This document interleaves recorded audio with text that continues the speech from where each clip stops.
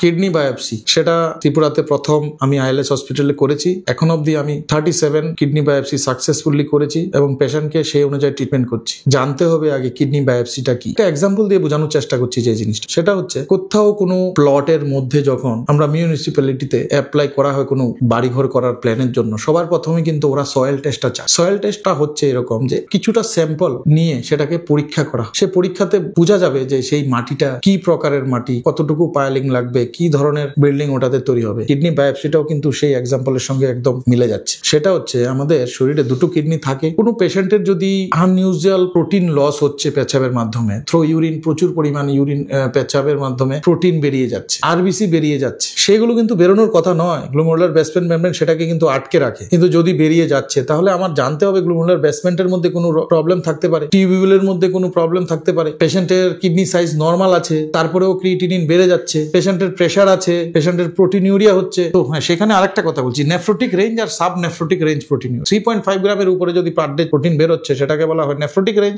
আর less than 3.5 গ্রাম হলে সেটাকে বলা হয় সাব নেফ্রোটিক প্রোটিনিউরিয়া। আর মোর দেন 500 এর উপর 500 মিলিগ্রাম পার ডে যদি প্রোটিনিউরিয়া হয়, সেটা কি করে জানবো আমরা? এসিআর করতে পারি আমরা, ইউরিন এসিআর, বা 24 আওয়ার ইউরিনটা ধরে আমরা সেটার মধ্যে অ্যাজ এ হোল টোটাল প্রোটিনের মাত্রাটা বের করতে পারি। তারপরে আরবিসি কাস্ট বেরোচ্ছে, ডাব্লিউবিসি কাস্ট বেরোচ্ছে, স্পেসিফাইড কোনো সেলস সেখানে পাওয়া যাচ্ছে আমাদের ইউরিনের মধ্যে। কারণ ইউরিনটা হচ্ছে পুয়ারসম্যান বায়োপসি, কিন্তু কিডনি বায়োপসিটা হচ্ছে একটা নিডল দিয়ে আলট্রাসোনোগ্রাফি গাইড করে একটা নিডল দিয়ে কিডনি থেকে একটা টিস্যু নিয়ে সেটাকে মাইক্রোস্কোপিতে টেস্ট করা। সেই মাইক্রোস্কোপিতে ইমিউনোফ্লোরোসেন্স স্টাডি হচ্ছে, সেটাতে লাইট মাইক্রোস্কোপি হচ্ছে, আরেকটা হচ্ছে ইলেকট্রন মাইক্রোস্কোপি। এবং এই তিনটে জিনিস করার পরে আর কিছু বাকি থাকে না। এটা 99% to 100% গ্যারান্টির সাথে বলা যায় যে কিডনিটা কোন স্ট্যাটাসে আছে, কোন প্রকারের রোগে আক্রান্ত হয়েছে এবং সেটার প্রগনোসিস, সেটার ভবিষ্যৎ কতদিনে খারাপ হয়ে যেতে পারে বা রোগটা আদৌ ঠিক হতে পারে কিনা এবং গ্রেডটা কত আছে, এবং সেই জিনিসটা মেডিসিনের ডোজ এবং প্রোটোকলটাকেও কিন্তু ফিক্স করে। সুতরাং